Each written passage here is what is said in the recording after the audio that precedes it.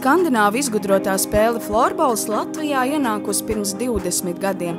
Sportisti uz laukuma darbojas līdzīgi kā hokejā, tikai spēle nenotiek uz ledus. Arī slides nav vajadzīgas, vien nūjas un bumbiņa. Lai arī vizuāli spēles ir līdzīgas, florbolā ir savi noteikumi.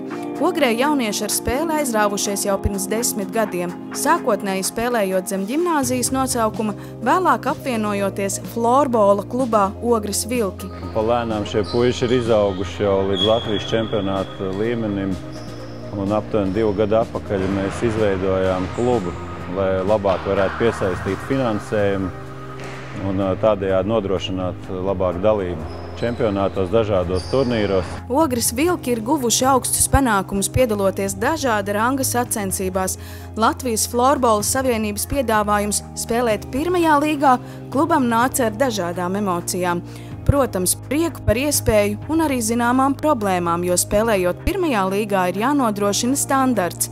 Tā kā Ogres florbolisti ir jaunieši vai arī studē, papildus izmaksas, piemēram, jaunu tērpu iegādei, spēlētāju ģimenēm nebija pa kabatai. Sezonas sākumā tiešām mūsu komanda mobilizējās un bija gatava strādāt, lai varētu savākt balsis.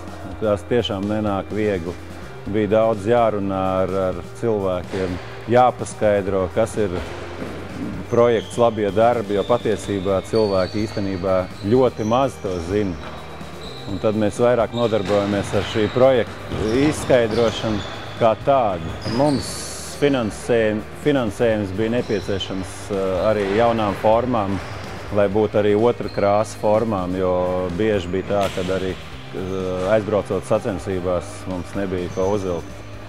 Viena krāsa bija līdzīga ar pretiniekiem. Lai savāktu nepieciešamo balsu skaitu un gūtu finansējumu kluba izaugsmei, piedaloties SMS Kredit LV labdarības projektā Labie darbi LV, florbolisti smagi strādājuši. Es gribētu novēlēt tie, kas piedalīsies Labo darbu projektā, ka viņiem tiešām būs nepieciešams liels atbalsts no līdzcilvēkiem, jo tās balsis tiešām ir salīdzinoši grūtas salasīt. Katram, kurš savu sapni vai ideju vēlas realizēt ar labdarības projekta Labie darbi LV starpniecību, Ogres florbolisti iesaka nepadoties un cīnīties par savu mērķi. Viņiem tas ir izdevies. Pateicoties jaunajam inventāram un tērpiem, klubs pilnvērtīgi var startēt pirmajā līgā. Ja es to varu, tad tu vari.